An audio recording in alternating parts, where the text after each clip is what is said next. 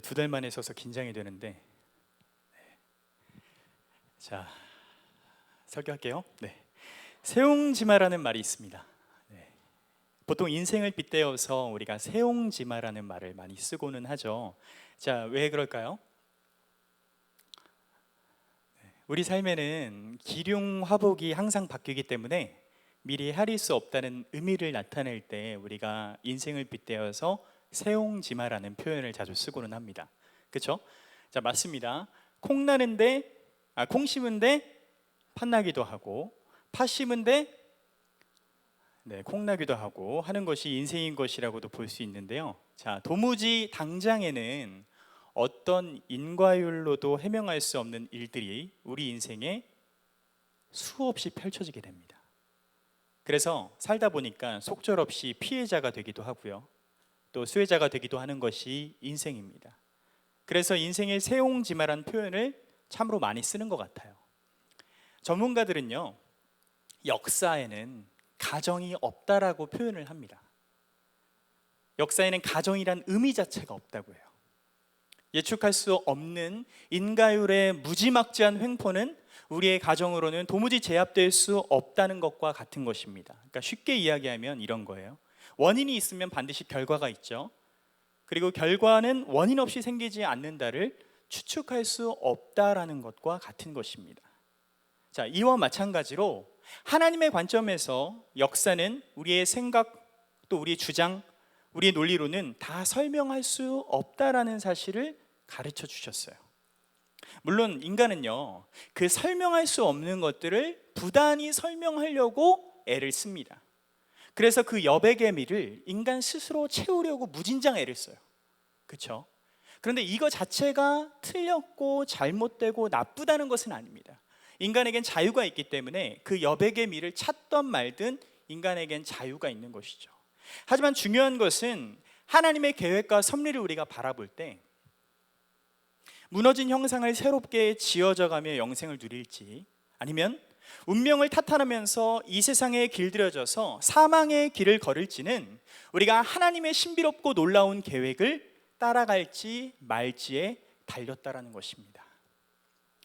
자, 올 상반기에 제가 요한복음 11장을 계속해서 전달하고 선포하면서 사랑과 죽음에 대해 말씀을 전했었습니다. 그리고 다양한 각도에서 하나님의 응답하심에 대해 인간의 생각대로 움직이지 않으시는 그리스도의 모습을 보여주고 있다는 사실을 우리는 발견했어요. 기억나시죠? 마스크 써서 대답을 안 하시는 거죠? 네, 발견했습니다. 그래서 곧장 도로 가지 않으시는 예수, 오히려 그의 모습을 통해 죽음과 기쁨이 공존한다는 사실을 우리는 11장 말씀을 통해서 배우고 발견했어요. 자, 이 같은 모습을 요한복음을 기록한 저자도 한몫 거들듯이 예루살렘 근처가 어디죠? 오늘 중요한 무대가 되고 있는 베다니에 있는 나사로의 집에 가지 않으시는 예수의 모습을 그리고 있습니다. 자, 예수께서 자신이 사랑하는 나사로에게 마치 무관심한 것처럼 아주 역설적인 예수의 모습을 나타내고 있죠. 사랑하면 당연히 가야 되죠. 그렇죠? 사랑하는 사람이 보고 싶은 원리와 똑같은 것처럼 사랑한다면 당연히 가야 되는데 예수님께서 나사로를 그렇게 사랑한다고 얘기하시면서 가지 않으셨어요. 그런데 바로 이 역설의 의미가 사랑과 죽음의 신비를 푸는 아주 중요한 열쇠가 된다는 사실을 오늘 말씀을 통해서 우리가 배우고 깨닫기를 소망합니다. 자, 베다니의 나사로 사건은요, 오늘 말씀 제목과 사실 연관되어 있어요. 자, 오늘 말씀 제목이 뭐죠?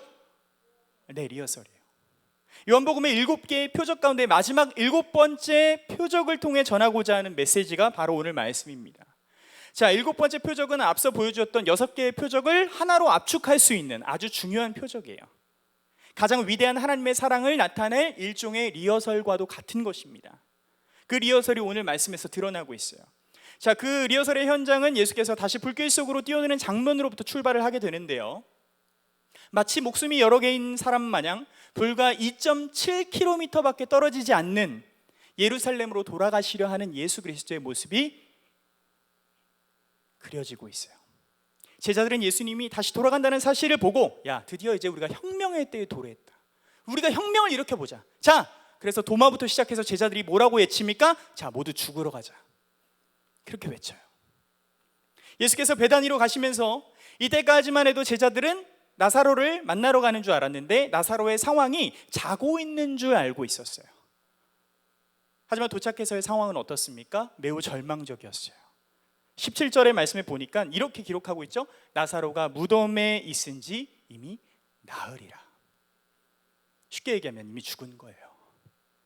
자, 팔레스타인 지방의 날씨는요 매우 더워요. 매우 덥기 때문에 시신이 금방 부패했습니다. 그래서 사망한 바로 당일에 매장하는 문화를 가지고 있었어요. 근데 유대 문화에는 시바라는 문화가 있었습니다. 욕이 아닙니다. 시바라는 문화가 있었는데, 이 시바라는 문화면 7일 동안 깊은 애도를 갖는 시간이었어요.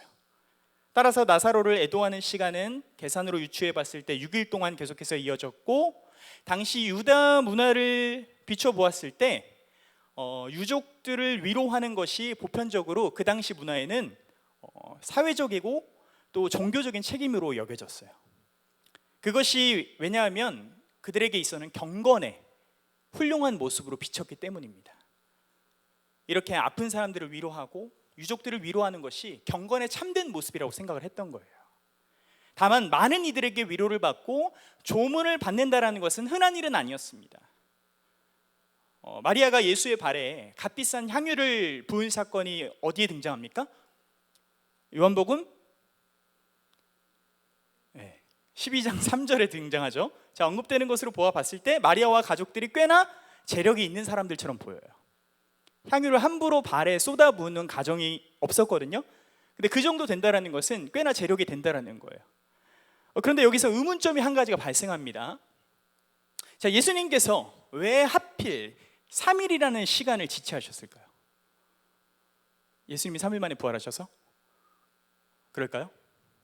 자, 당시 랍비들의 오래된 기록을 찾아보면요, 유대인들은 사람이 죽으면 영혼이 3일 동안 떠나지 않는다고 믿었다고 해요.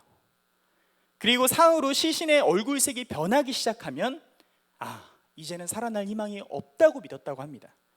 그래서 영혼이 몸에서 떠났다고 생각을 했어요.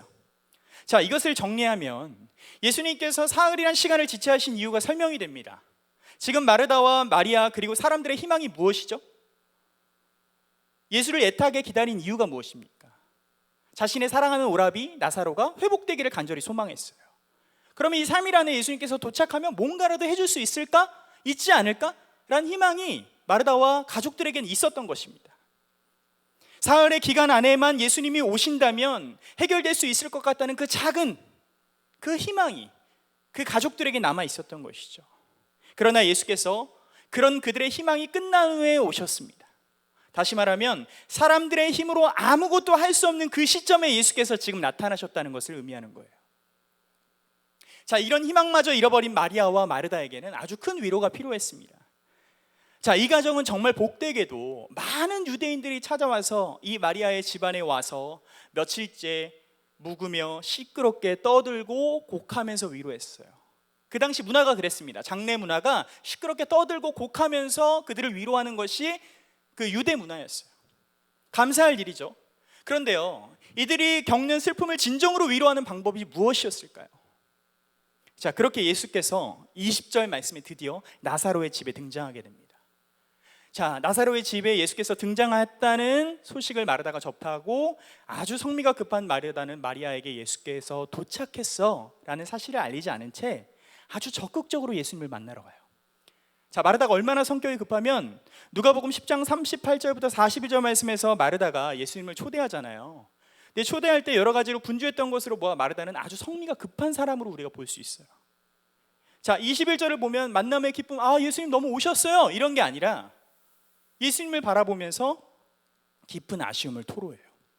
물론 예수님을 원망했던 것은 아닙니다. 왜냐하면 사람을 보내자마자 오라비가 죽었기 때문에 예수께서 오시지 않은 것을 탓하는 것은 아니었을 거예요. 하지만 앞서 말씀드렸던 유대인들이 굳건히 믿고 있던 당시의 생각, 사상, 그렇죠? 3일 동안은 영원히 머문다라는 그 희망을 갖고 있었던 것 같아요. 예수께서 그 안에만 오셨더라면 내가 사랑하는 오라비 나사로가 죽지 않았을 텐데 라는 생각이 그녀를 계속해서 지배하고 있었던 것 같습니다. 그러니까 지금 마르다의 심정은 이런 거예요. 오라비가 살 수만 있다면 당장이라도 지푸라기라도 잡고 싶었을 겁니다. 근데 우리의 삶도 마찬가지예요. 그렇죠? 인간의 한계와 현재의 패배에 사로잡혀서 눈앞에 있는 고통과 슬픔에만 몰두해 있다면 우리 주변의 위로를 통한 감정밖에는 남아있지 않다라는 것이죠. 그러니까 쉽게 말해서 그때 받은 위로뿐이라는 거예요. 그때 받은 위로만이 우리의 감정이 남아있다라는 것입니다. 수많은 조문객의 위로와 행렬에도 쉽사리 오라비를 잊지 못하는 마르다는 이제 22절 말씀에서 주님께 참된 위로를 구하는 말을 해요. 자, 마르다의 22절과 같은 고백을 보면 마르다는 예수님을 너무나도 잘 알고 있었던 사람입니다. 하나님과 예수님 사이의 친밀함을 잘 알고 있었고 예수님이 구하시는 모든 것들이 하나님 뜻에 일치한다는 사실을 너무나도 잘 알았던 사람입니다. 그러니까 예수님이 누구인지를 어느 정도 지식적으로 잘 알고 있던 사람인 거예요. 자, 하나님께서 당신의 아들을 얼마나 사랑하는지도 마르다는 잘 알고 있었습니다. 그래서 지금 22절의 마르다의 고백은요, 단순히 그냥 요청하는 게 아니에요. 주님께서 자신에게 응답하시고 위로와 희망을 넘어선 소망을 줄 것을 믿고 있었던 거예요. 자, 그것이 무엇일까요? 자, 우리가 사랑하는 가족을 하늘로 돌려보낼 때, 하늘의 부름을 받고 우리 가족이 이제 갔을 때 가장 소원하고 소망하는 것이 무엇이죠? 그것은 바로 주님의 품에 안기는 것일 겁니다. 나의 사랑하는 가족이 주님의 품에 안기는 것만큼 가장 큰 위로는 없다라는 것이죠. 저 역시 마찬가지로 제가 사랑하는 우리 할머니께서 하늘의 부름을 받았을 때 제가 먼저 가장 기도했던 내용은 딱 하나였어요. 하나님, 우리 사랑하는 할머니가 당신의 품에 안기기를 간절히 소망합니다. 그렇게 기도했어요. 마르다도 마찬가지였습니다. 자신의 오라비 나사로가 주님의 품에 안기기를 부탁한 거예요. 그런데 우린 이런 마르다의 고백과 생각에 인간의 한계와 인간의 제한된 지식을 발견할 수 있습니다. 자, 22절 말씀에 보면 무엇이든지라는 명사가 나와요. 근데 이 무엇이든지라는 명사에는 살아남이라는 지식은 들어있지 않았던 거예요. 물론 마르다는 예수를 의심하고 예수의 능력을 부인했던 사람은 아닙니다. 그걸 모르는 사람이 결코 아니었어요.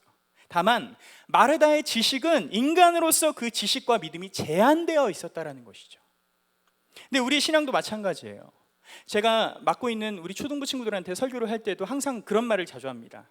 자, 하나님을 아는 만큼 우리가 하나님을 사랑할 수 있고 기도할 수 있으며 우리가 구별된 백성으로 어떻게 살아가야 되는지를 알 수 있어 라고 자주 설교하고 자주 가르쳐요. 그런데요, 제가 아이들에게 설교를 하고 말씀을 전하고 사역을 하다 보니까 꼭 그 지식이 실제적인 알미 되지 않는다는 것을 발견하게 됐습니다. 제가 1년 반 가까이를 그 얘기를 많이 했는데도 우리 아이들이 막 변하지 않고 거듭나지 않고 하나님께로 나아가지 않는 모습을 보았을 때 아이들이 머리로는 알고 있어요. 지식적으로는 쌓였어. 근데 실제적인 알미 그들의 삶에서 나타나고 있지 않은 거예요. 알고 있는 것과 실제로 그렇다고 믿는 것은 서로 다르기 때문이에요. 자, 우리는요, 하나님께서 전지전능하신 분인 걸 너무나도 잘 알고 있습니다. 그렇죠? 그래서 우리는 하나님의 성품을 날마다 찬양하고 하나님이 누구이고 하나님이 어떤 분이시고 하나님이 우리 삶에 어떻게 일하셨고 날마다 하나님의 위대하심과 아름다움을 날마다 노래하며 찬양합니다. 우리 아까 호산나 찬양대 가사 중에도 어땠어요? 하나님이 여기 계시다고, 하나님이 우리를 보고 계시다고, 그렇게 날마다 하나님의 위대하심을 노래하며 아름답게 그분을 높여드렸습니다. 여기 계신 우리 사랑하는 모든 성도님들이 하나님이 누구인지를 모르는 사람은 아무도 없을 거예요. 그러나 알고 있으면서도 우리의 문제를, 우리의 삶을 전적으로 당신께 맡긴다거나 신뢰하지 못할 때가 있지 않냐 이겁니다. 지금 마르다의 고백은요, 예수님을 향해서 무엇이든지 다 할 수 있는 분임을 칭송하면서도 정작 자신은 하나님이라도 결코 할 수 없는 일이 있어 라고 스스로 생각하지 못하는 상황이라는 거예요. 그런데요, 흥미롭고 아주 놀라운 사실이 발견됩니다. 지금 이 마르다의 고백을 아주 완벽하게 성취하실 거란 사실입니다. 누가 말이죠? 자, 23절에 이렇게 기록합니다. 예수께서 이르시되 내 오라비가 다시 살아나리라. 아멘. 뭐라고요? 예수께서 이르시되 네 오라비가 다시 살아나리라. 자, 이 놀라운 소식에 마르다의 반응이 어때요? 어우, 진짜요 주님? 정말 그렇게 살아납니까? 할렐루야, 아멘. 이래요? 아니에요. 뜨뜨미지근합니다. 24절에서 마지막 후반절에 뭐라고 얘기해요? 마지막 날 부활할 때 다시 살아날 줄 내가 아나이다 라고 고백을 하고 있습니다. 쉽게 하면 이런 거예요. 우리가 장례식장에 가서 우리 돌아가신 고인을 바라보시면서 머자나 우리가 천국에서 다시 만날 날을 소망합시다 라는 위로를 많이 하곤 하잖아요. 마르다 역시 예수께서 자신을 그렇게 위로한다라고 생각했던 것 같아요. 자, 당시 사두개인들을 제외하고 대부분의 유대인들은 이러한 부활을 믿고 있었습니다. 자, 다니엘서 12장 2절 말씀을 함께 보겠습니다. 이 말씀을 보게 되면 제가 읽어 드릴게요. 땅속 티끌 가운데에서 잠자는 사람 가운데서도 많은 사람이 깨어날 것이다. 그들 가운데서 어떤 사람은 영원한 생명을 얻을 것이며 또 어떤 사람은 수치와 함께 영원히 모욕을 받을 것이다. 자, 유대인들의 당시 생각이 이러했어요. 자, 사도행전 23장 8절에서도 이는 사두개인은 부활도 없고 천사도 없고 영도 없다 하고 바리새인은 다 있다 함이라 라고 기록을 하고 있습니다. 그런데요, 예수님은 달랐어요. 지금 유대인들이 생각하는 부활과 죽음, 사두개인들이 생각하는 부활과 죽음과 다르게 예수님의 생각은 달랐고 예수님의 가르침은 전혀 달랐어요. 지금 예수께서는 앞으로 일어날 일, 먼 미래의 일을 마르다에게 알려주고 있는 것이 결코 아닙니다. 예수님의 말씀은 당장 사건을 나타내시면서 새로운 생명을 창조하실 수 있다는 것을, 내가 지금 새로운 생명을 창조할 수 있어, 내가 지금 너에게 말한 이 말씀을 난 바로 할 수 있어, 현재 진행형으로 얘기하고 있는 거예요. 저는요, 이 말씀을 보면서 오늘날 한국교회와 우리의 신앙이 하나님의 말씀을 신뢰하지 못하고 있다는 점에서 안타까운 것을 발견하게 됐어요. 자, 히브리서 4장 12절 말씀을 보게 되면요, 히브리서 저자가 이렇게 기록을 합니다. 하나님의 말씀은 살아있고 활력이 있어 좌우의 날선 어떠한 것보다도 예리하여 혼과 영과 및 관절과 골수를 찔러 쪼개기까지 하며 또 마음의 생각과 뜻을 판단하니. 아멘. 자, 하나님의 말씀이 어떻대요? 살아있대요. 힘이 있답니다. 사람 속을 꿰뚫어 혼과 영을 갈라내고 또 관절과 골수까지 쪼갠다고 하며 사람의 마음 생각과 의도까지 다 분별한다라고 기록하고 있어요. 근데 여기서 하나님의 말씀이 그치지 않습니다. 자, 요한복음 1장 14절 말씀이 보게 되면 제가 말씀드릴게요. 육신이 되어 우리 가운데 거한다고 하셨어요. 그 진리의 말씀이 육신이 되어 우리 안에 거한다고. 그 후반절에 보면 아버지의 독생자의 영광이요 그 말씀이 은혜와 진리가 충만하다라고 기록하고 있습니다. 이게 뭐예요? 하나님의 말씀은 곧 하나님 자신과 같다라는 것입니다. 즉 하나님의 말씀을 신뢰하는 것이 곧 하나님을 신뢰한다라는 거예요. 자, 그뿐만 아니라 하나님은 말씀으로 세상을 창조하신 분입니다. 이사야 선지자는요, 하나님의 말씀을 이렇게 표현하고 있어요. 하나님이 말씀으로 이루고자 하시는 대로 이룬다는 사실까지 강조할 만큼 말씀 자체의 능력을 이사야는 극찬하고 있어요. 하지만 한국교회 안에 저부터 시작해서 목회자들, 성도들이 또 우리 역시 마찬가지로 하나님의 말씀을 내 뜻과 내 생각대로 필요에 의해서만 생각할 때가 참 많습니다. 더군다나 인간의 생각으로 말씀의 능력을 제한할 때가 많아요. 그러나 하나님의 말씀이 세상을 창조하셨고 그 말씀대로 이뤄가신다는 말씀을 우리가 알고 있다면, 그것을 믿고 있다면 언젠가는이 아니라 어쩌다가도가 아니라 반드시 성취된다는 믿음을 우리 안에 품고 가져야 된다는 거예요. 예수께서요, 정말 우리에게 주고 싶었던 것은, 정말 마르다에게 주고 싶었던 것은 오늘 말씀 25절부터 26절에 이렇게 기록하고 있습니다. 제가 읽어드릴게요. 예수께서 이르시되 나는 부활이요 생명이니 나를 믿는 자는 죽어도 살겠고 무릇 살아서 나를 믿는 자는 영원히 죽지 아니하리니 이것을 내가 믿느냐. 아멘. 자, 요한복음의 핵심 주제가 무엇입니까? 에고에이미, 하나님의 아들이신 예수 그리스도, 내가 그니라. 지금 예수께서 우리에게 어떤 위로와 소망을 주고 계십니까? 지금 슬픔과 고통, 자신이 사랑하는 나사로의 죽음을 못 받아들이고 있는 그 마르다와 가족들에게 어떤 위로를 주고 계세요? 우리에게 닥친 현재의 슬픔과 고난, 그리고 불행이 무엇이든 간에 우리 인생의 참된 위로와 소망이 당신 그 자체라는 사실을 우리에게 알려주고 있는 거예요. 에고에이미, 하나님의 아들이신 예수 그리스도, 예수 그리스도 그 자체가 우리 인생의 참된 위로다. 마르다, 너의 그 슬픔과 고통을 해결해 줄 수 있는 건 하나님의 아들인 나 예수 그리스도밖에 없어 라고 설명하고 있는 거예요. 다시 말해서 고난의 이유를 안다고 해서 우리가 곧장 위로를 얻는 게 아닌 것처럼 나사로가 왜 이리 젊은 나이에 비명횡사했는지를 아는 것이 중요한 것이 아니라 나사로가 죽을 것을 아셨음에도 불구하고 그것을 내버려 두신 예수님이 과연 누구인가가 중요한 거예요. 그것을 아는 것이 우리 신앙에 필요하다는 것입니다. 자, 우리는 살면서 결과가 있으면 그 원인을 찾기에 급급해요. 물론 그것이 세상의 이치이고 알 수 없는 실마리를 풀기 위해서 다양한 원인 분석을 하는 것이 인간인 것을 저도 잘 알고 있습니다. 저도 그러니까요.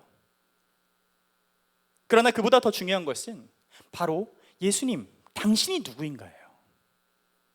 3일이란 시간 안에만 오셨더라도 살릴 수 있을 거란 인간의 희망을 걷어차버린 그 당신 누구인가? 머나먼 장래에 내 사랑하는 가족이 다시 살 것이라는 상식과 믿음을 뒤바꿔버린 사람, 그가 누구인가? 여기에 신앙의 초점을 두고 나아가야 된다는 겁니다. 사랑하는 여러분, 그게 누굽니까? 그게 누굽니까? 우리가 너무 잘 알고 우리가 믿고 있는 예수 그리스도, 그분 아닙니까? 그가 6가지 표적을 통해서 자신이 누구인지를 우리에게 알려주셨어요.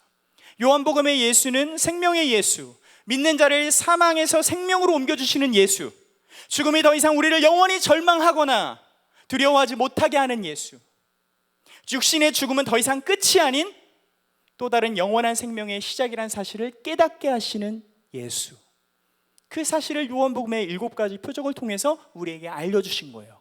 당신이 누구인지. 이분이 우리가 알고 있는 예수요, 말씀이 육신이 되어 이 땅 가운데 오신 아버지의 독생자의 영광인 것입니다.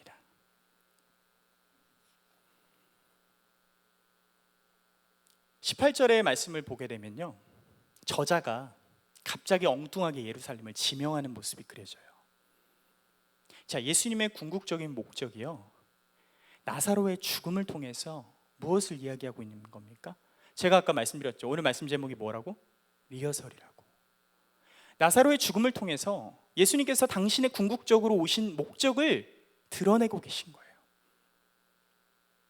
나사로의 죽음이 단순히 사랑하는 사람을 떠나서 예수의 죽음과 살아나심의 관계에서 이해되어야 한다는 것을 언급하기 때문에 18절에서 갑자기 저자가 예루살렘을 생뚱맞게 언급을 하고 있는 겁니다. 초대 기독교 교부인 크리소스토무스가 죽음의 신비라는 책에서 이런 이야기를 했어요. 제가 읽어드릴게요. 죽음은 은혜다. 왜냐하면 고생스러운 삶의 노고로부터 우리를 쉬게 해주기 때문이다. 아픔, 슬픔, 삶의 굴곡이 이 땅에서 마침내 멈추기 때문이다. 형제들이여, 죽음은 나쁜 것이 아니라 유익한 것이다. 사랑하는 계명교회 공동체 여러분, 우리는 죽어도 반드시 살 것입니다. 우리는 죽어도 말할 것이고 우린 죽어도 행동할 것입니다. 하지만 조건이 있어요. 지금 이 현재를 살아가고 있는 우리 인생 가운데 오늘 전달한 이 메시지가, 이 진리가 우리 안에 받아들여지고 우리 안에 믿어져야 됩니다. 말씀이 육신이 된 사실을 믿어야만 돼요. 그리고 그 말씀이 말씀대로 이루어가신다는 사실을 우리가 믿어야만 합니다. 살아있을 때 얻은 영생만이 육신의 죽음을 결코 헛되게 하지 않을 것이며 영원한 죽음이 되지 못하게 될 것이라는 것을 우리는 믿어야 돼요.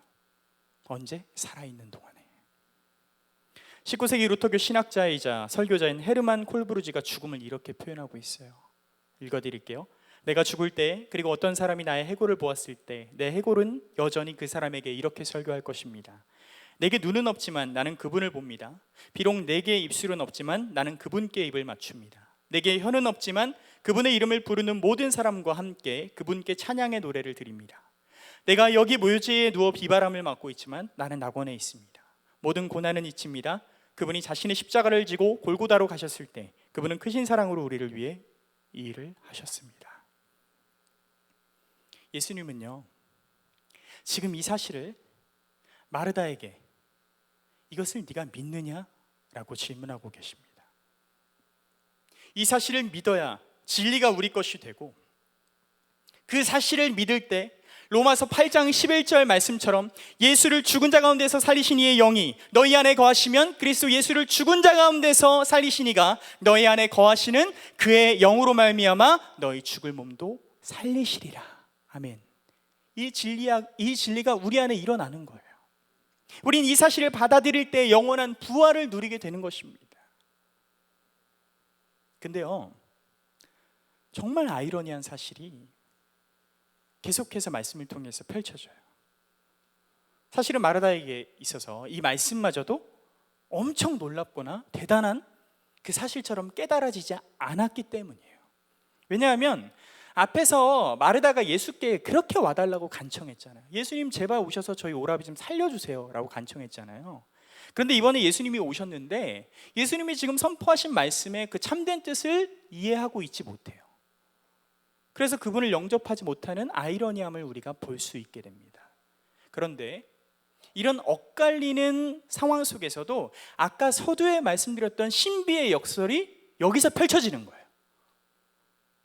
우리의 고정관념이 깨어지는 지점이 여기서 발생하는 겁니다. 쉽게 이야기하면 이런 거예요.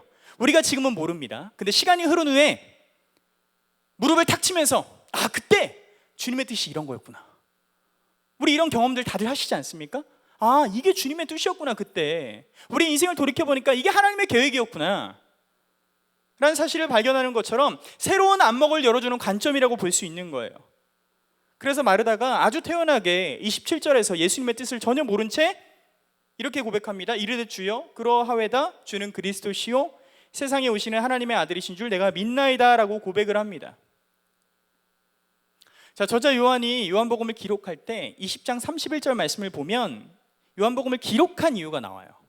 하나님의 아들 그리스도이심을 믿게 하려 함이고 그 이름을 힘입어 생명을 얻게 하려 함이니라. 아멘. 이 목적을 토대로 요한복음을 쓰셨어요. 근데 지금 이 마르다의 고백과 동일한 고백들이 어디에 나오냐면 요한복음에 기록된 1장 49절의 나다니엘의 고백과 또 저번 시간에 이야기했던 요한복음 20장 28절 도마의 고백과 같은 이상적인 고백을 지금 마르다가 하고 있는 거예요. 자, 그렇다면 그녀의 고백이 무엇일까요? 그녀가 지금 말하고 있는 것이 무엇일까요? 그가 아는 만큼 그가 예수님을 하나님의 아들이라 믿는 만큼 나온 것이라고 여기고 나온 말일지라도 당장에 어떤 변화가 생길 것이라는 믿음으로 이 고백을 한 것은 아니라는 거예요. 그분을 통해 하나님 나라가 임했고 어떤 누구도 예수님께서 궁극적으로 이 땅에 오신 목적을 파악하거나 깨닫지 못했기 때문입니다. 마르다도 마찬가지였어요. 그러나 부활을 목격하지 못한 우리 역시 마찬가지일 겁니다. 여기에 계신 분들, 예수님의 부활을 눈으로 보신 분 계십니까? 어떤 누군가가 부활했다는 사실을 우리가 본 적이 있어요? 아무도 없어요. 그저 우리는 기록된 말씀을 진리라 믿고 그것을 받아들이는 겁니다. 진실한 고백이 역사를 이끌어내는 것이 아님을 알아야 돼요. 제가 이 자리에서 전 예수님의 부활을 믿습니다 라는 그 고백이 역사를 이끌어내는 것이 아니라는 거예요. 오히려 올바른 지식을 동반한 고백이 우리의 삶을 바른 길로 인도하실 거라는 사실을 우리가 믿고 나아가야 된다는 거예요.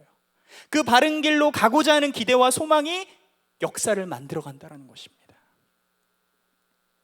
제가 말씀을 준비하면서 제가 36년간의 신앙을 한번 돌이켜 봤습니다. 내가 여기까지 오기까지 나의 신앙의 모습이 어떠했는가? 예수님의 궁극적인 목적, 나에게 하나님의 아들이신 예수님이 누구? 그분께서 우리에게 생명을 주시기 위해 오셨다는 사실을 내가 어떻게 하면 우리 사랑하는 성도들에게 전할 수 있을까? 성령의 강권적인 역사를 통해서 예수님의 부활을 한 번에 믿으면 너무나도 좋을 것 같아요.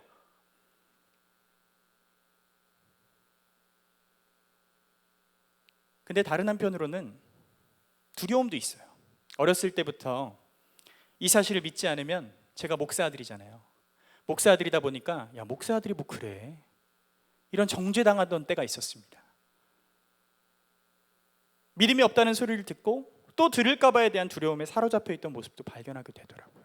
야, 나는 이 사실을 못 믿으면 난 예수님을 믿는 사람이 아닌가?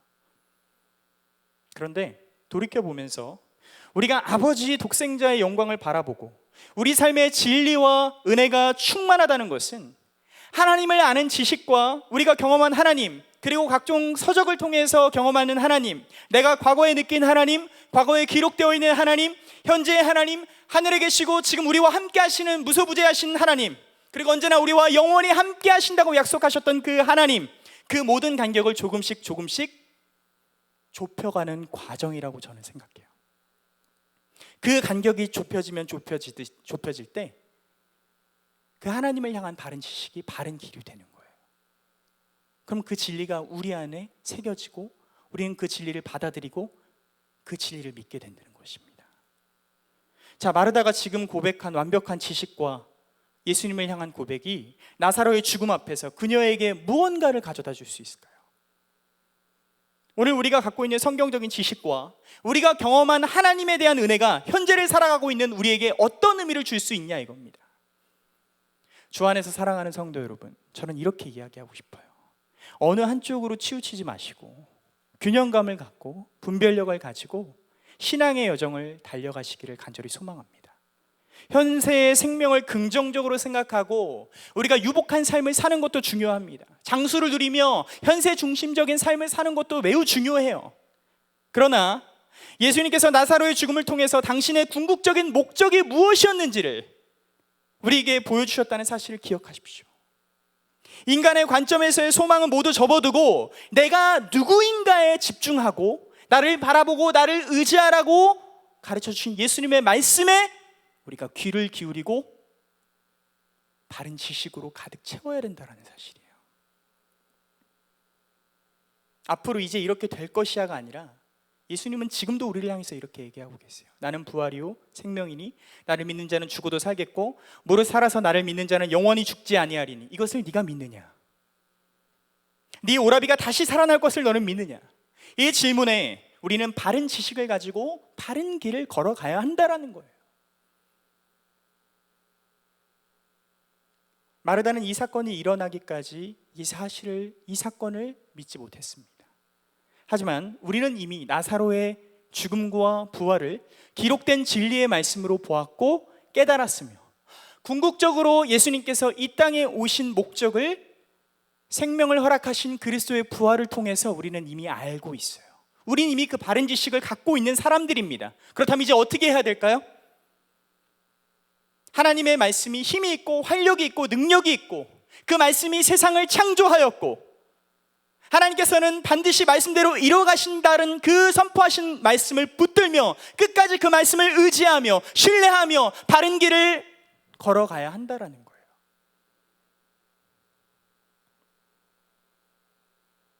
반드시 그렇게 될 것을 기대하고 소망하며 그것이 바른 길임을 기대하고 우리와 우리의 후손들에게 예수 그리스도 당신이 누구인지를 보여줄 때